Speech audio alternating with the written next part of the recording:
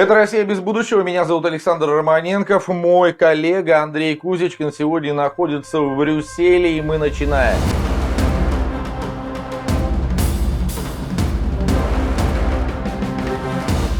Андрей, привет! Сразу вот что интересно мне. Во-первых, что ты там делаешь, но во-вторых, что вообще говорят по поводу последних событий, ну, имеется в виду, ты сам понимаешь, что вот этот самый замечательный ордер на имя Владимира Путина, который выписали судьи Международного уголовного суда в Гааге, наверняка ты уже с кем-то пообщался. Да, конечно, я всех приветствую прямо из Брюсселя, из сердца Европы. Я нахожусь в большом зале заседания Европарламента. И да, мы прибыли сюда целой делегацией из Эстонии, чтобы встретиться с евродепутатом Андрусом Ансипом и обсудить перспективы. Перспективы, конечно, широкого плана. Это работа Европарламента в целом. Ну и, конечно, очень многих сейчас интересует все, что связано с Россией, и отношения Европарламента, и роль Европарламента в регулировании ситуации в Украине. Ну и, насколько я понимаю, принятый вот последний 10-й пакет санкций против России, это еще не последний. Санкционное давление будет усиливаться. И вот этот вот пресловутый ордер, который выдал Международный уголовный суд в Гааге на арест Путина, он, конечно, тоже является частью общей санкционной политики. Многие сейчас, конечно, спрашивают, ну а какой смысл? Никто никогда не арестует Путина, но тем не менее Германия уже заявила, что они это сделают обязательно. Конечно, вот этот вот ордер, он имеет в первую очередь политический эффект, и само собой никто завтра, если Путин приедет, например, в Таджикистан или в Южную Африку, никто его арестовывать и задерживать не будет.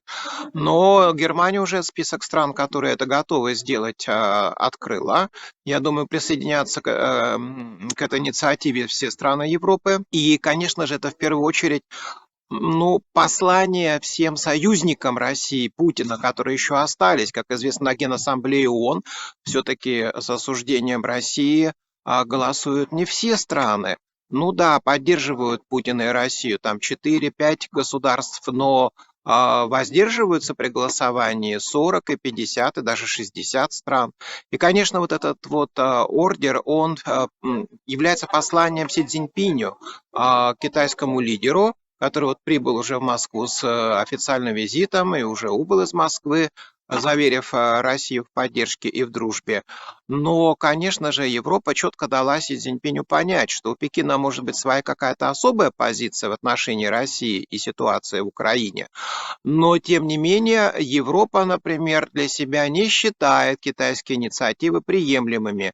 Китай предлагает переговоры, Европа тоже предлагает переговоры, но разница в том, что Европа предлагает переговоры после военного поражения и разгрома режима Путина, а Китай предлагает, по сути дела, согласиться де-факто с оккупацией, с аннексией части украинской территории, Киеву согласиться и сесть за стол переговоров. Вот в этом, конечно, разница огромная.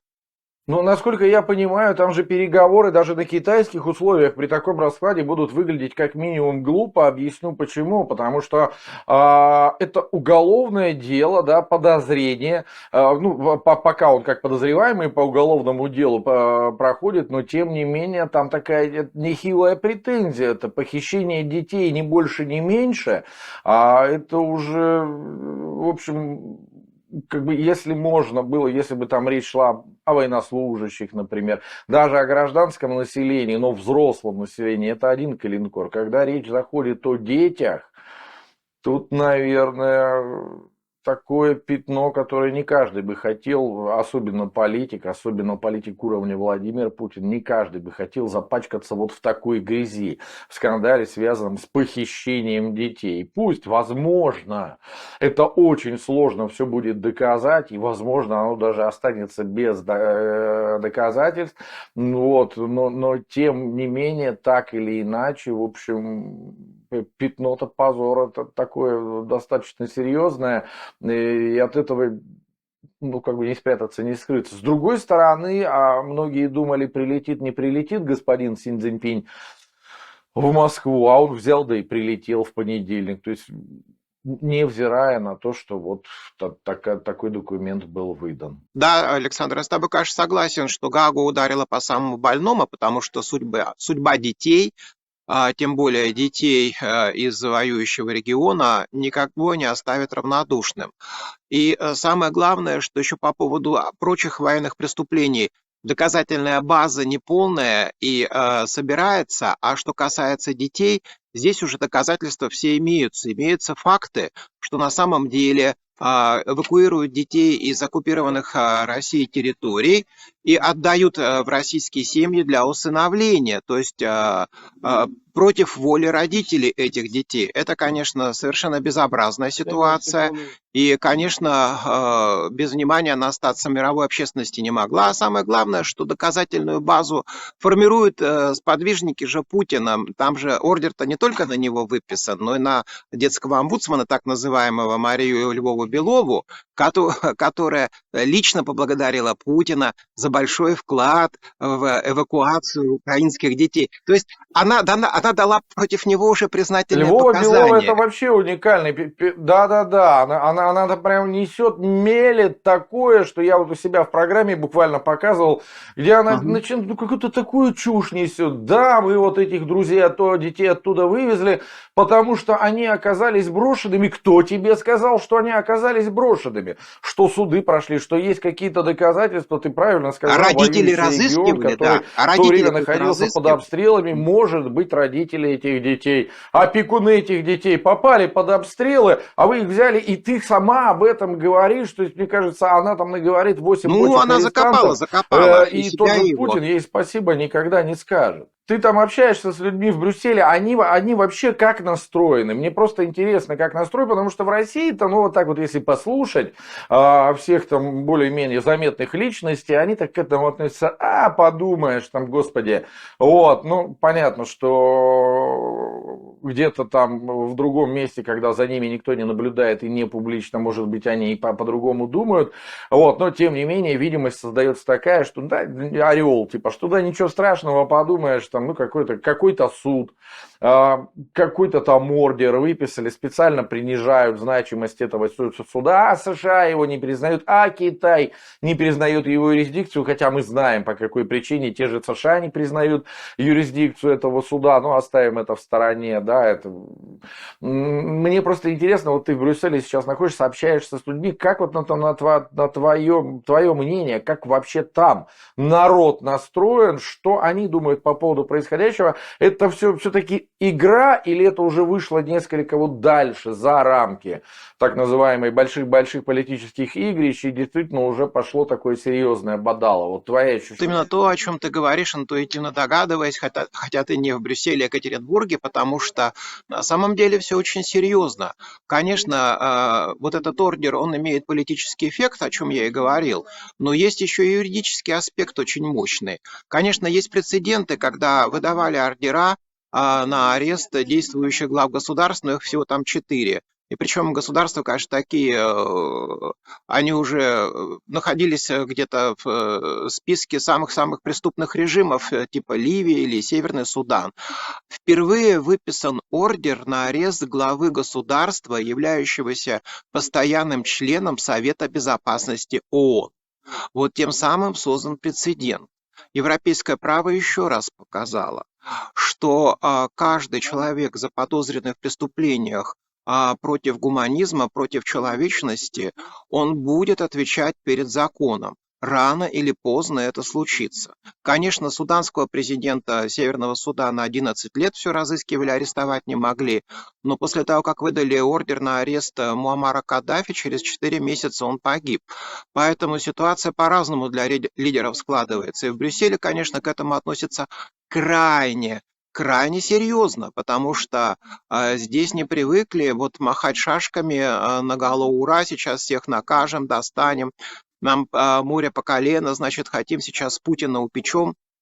К этому готовились на самом деле шагу очень долго и очень серьезно, собирали серьезнейшую доказательную базу. Поэтому это не обум такое решение было, конечно, принято. И серьезные намерения в отношении дальнейшей судьбы Путина.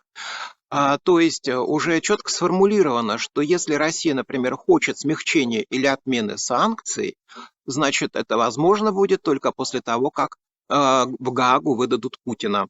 Условие уже такое сформулировано. И как действующего президента или как президента в отставке, не суть важно.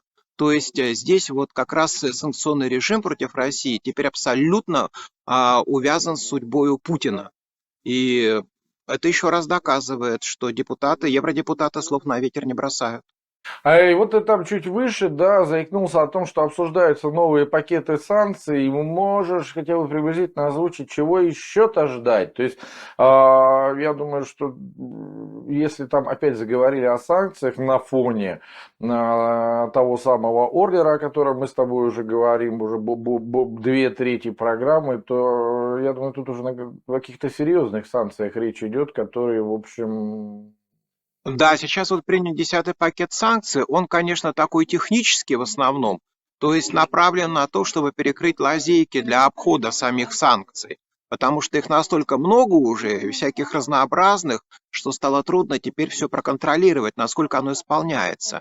И появилось много-много дыр и лазеек. Например, известная ситуация с экспортом подсанкционных товаров через Казахстан, через Грузию, через соседние с Россией страны. Ну, в том числе и об Индии речь шла, потому что они задешево покупают российскую нефть.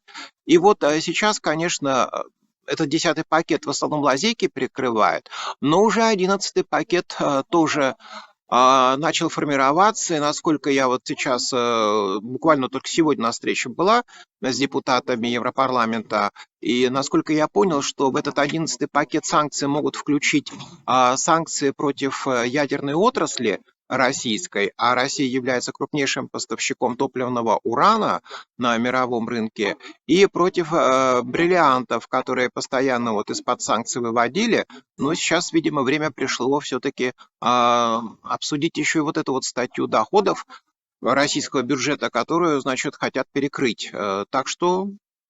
Так что все дело очень серьезное, никто сдаваться не собирается. Иногда читаешь в российской прессе, что там все, устали от войны в Украине, уже внимания такого нет. Ну, как это ни горько, конечно, война в какой-то мере стала уже рутиной.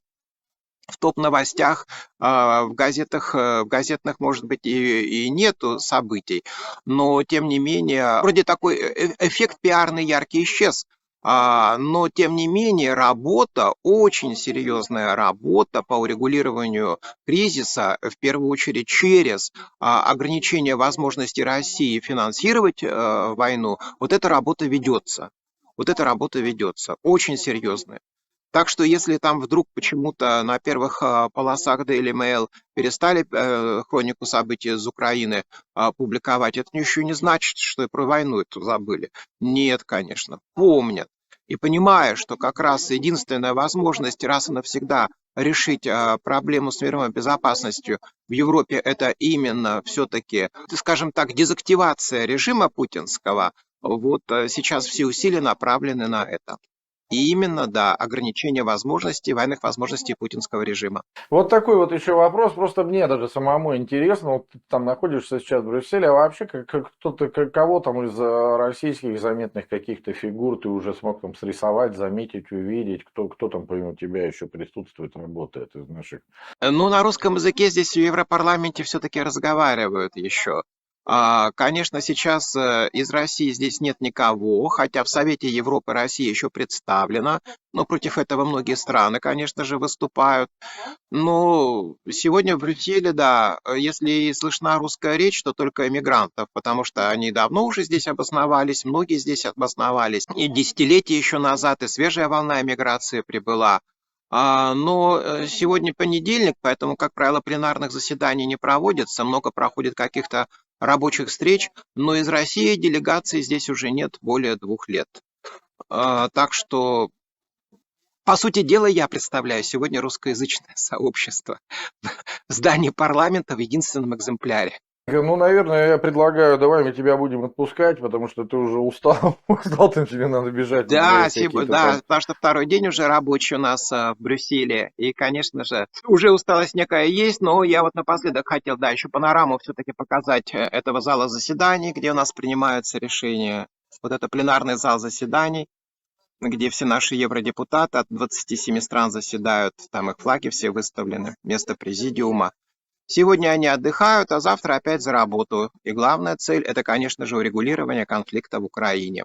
Спасибо. Это был Андрей Кузичкин, Александр Романенко. Совместный проект АРУ ТВ и реальной журналистики Россия. Без будущего. Ну, пока так получается. Увидимся, услышимся и очень скоро. Все, Счастливо. пока. Всем Пока. пока.